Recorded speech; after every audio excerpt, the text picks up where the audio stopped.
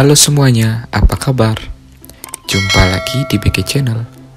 Pada kesempatan hari ini, kita akan mempelajari materi tema 1, sub 1, pembelajaran 5. Pada pembelajaran 5, mata pelajaran yang dibahas adalah IPA, Bahasa Indonesia, dan SPDP. Untuk tujuan pembelajaran hari ini, bisa kalian lihat pada daftar berikut.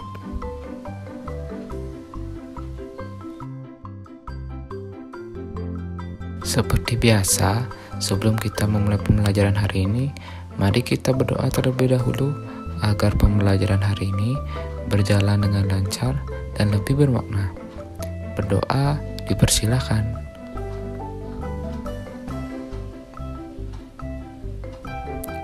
Berdoa selesai.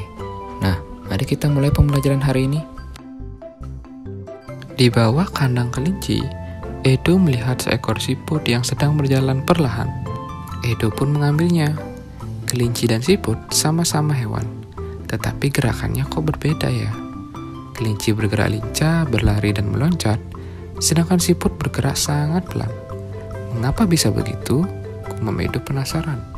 Nah, untuk pengetahuan awalmu, mari kita cari perbedaan antara karakteristik kelinci dan karakteristik siput. Yang pertama, kelinci merupakan hewan vertebrata dan siput merupakan hewan avertebrata. Nah, apa bedanya? Nanti akan apa jelaskan.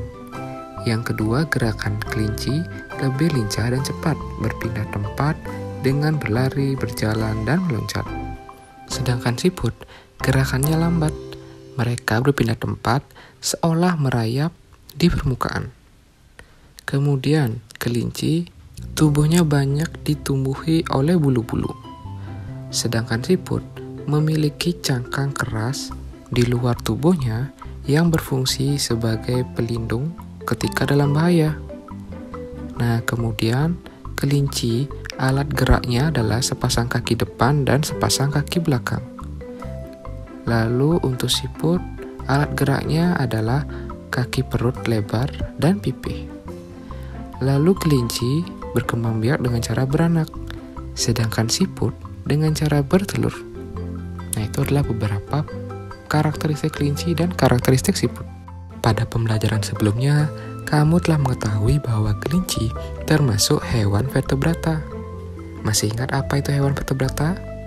Nah, hewan vertebrata adalah hewan yang memiliki tulang belakang. Lalu bagaimana dengan siput? Siput merupakan hewan avertebrata. Kebalikan dari vertebrata. Avertebrata merupakan hewan yang tidak memiliki tulang belakang. Adapun ciri-ciri hewan avertebrata lainnya antara lain, biasanya susunan syarafnya berada di perut, memiliki rangka luar, dan otaknya tidak terlindungi oleh rangka. Contoh hewan avertebrata adalah siput, serangga, cacing, ubur-ubur, cumi-cumi, dan lain-lain. Sekarang, coba amatilah organ gerak siput berikut ini. Nah, siput memiliki organ gerak yaitu kaki perut dengan bentuk pipih dan lebar.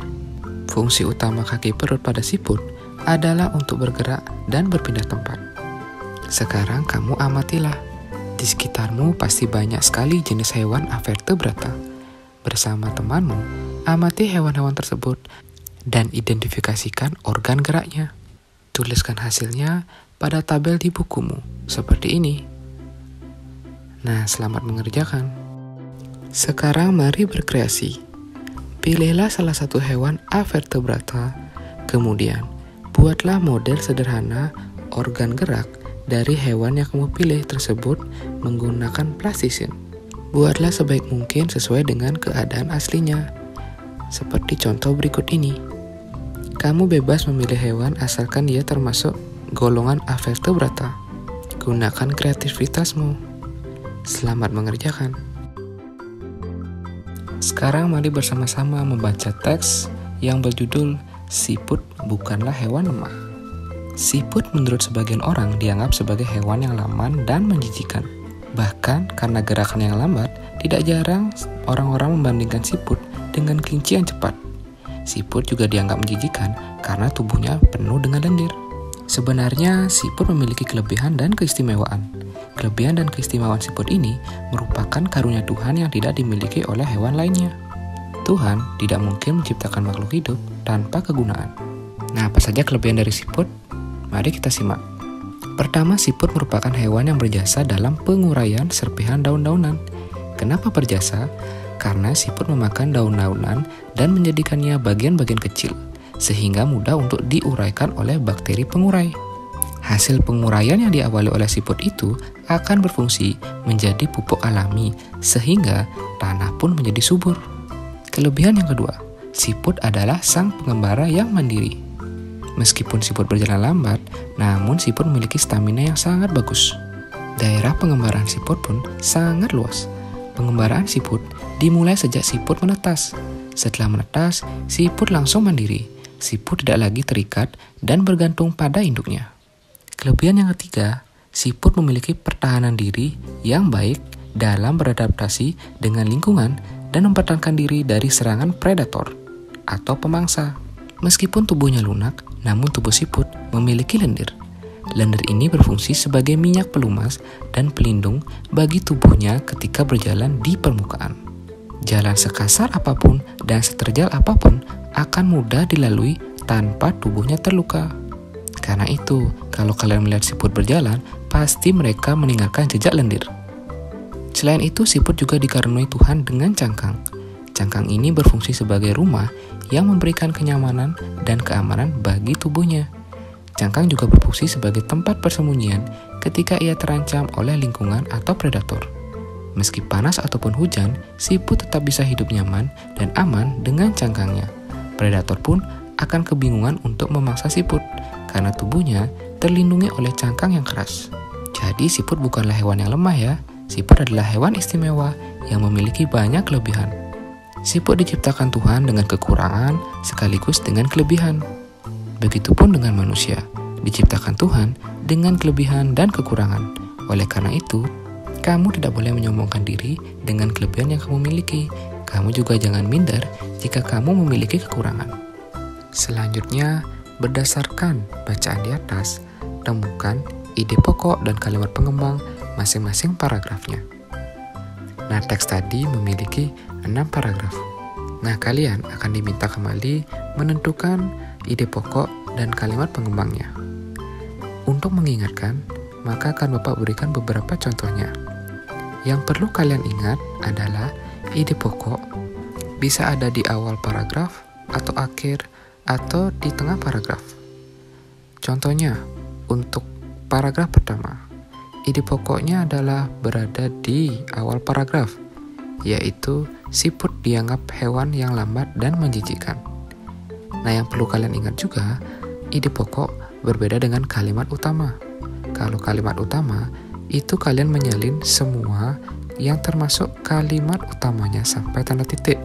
Sedangkan ide pokok, kalian sedikit memodifikasi katanya. Jadi, inti dari paragraf tersebut yang kalian buat.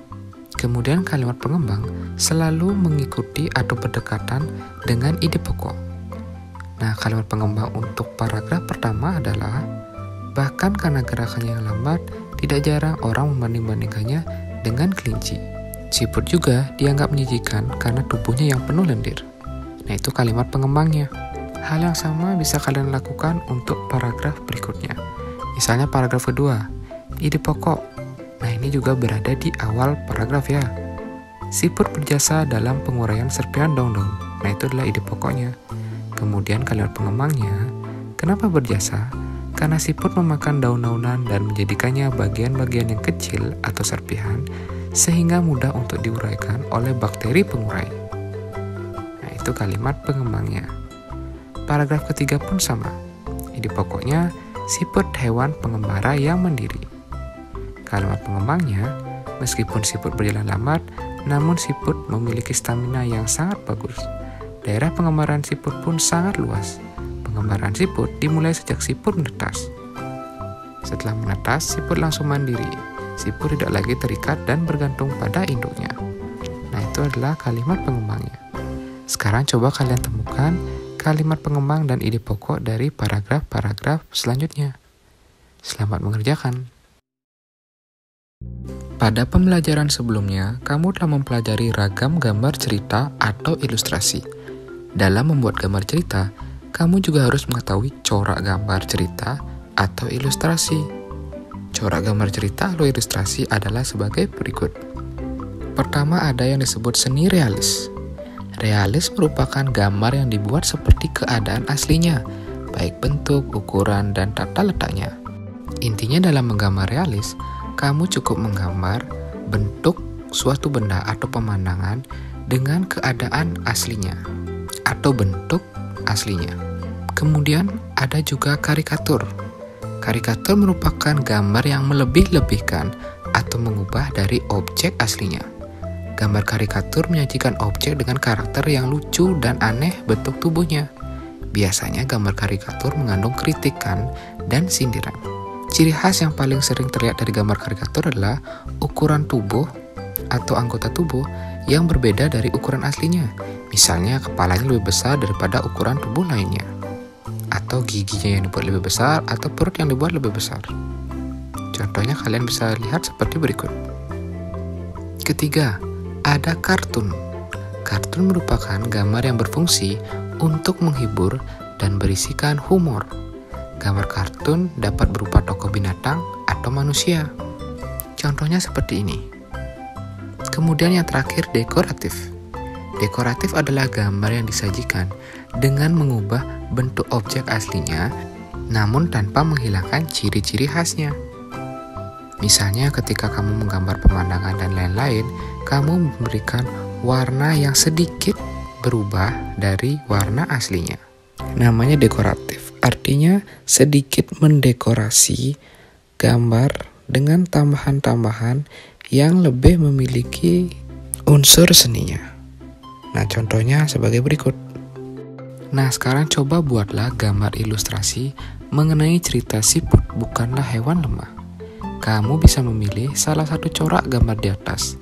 Kamu bisa membuat corak dengan realis, atau dengan tipe karikatur, tipe kartun, atau dekoratif. Silahkan buat sesuai kemampuanmu. Berikut Bapak berikan contohnya. Selamat mengerjakan. Demikian untuk pembelajaran hari ini. Bapak harap apa yang sudah Bapak ajarkan hari ini bisa kalian terima dengan baik, kalian mengerti, dan kalian resapi. Jangan lupa, jaga selalu kesehatan kalian di rumah, rajinlah belajar. Kita akan bertemu pada video pembelajaran selanjutnya. Akhir kata Bapak ucapkan, sampai jumpa.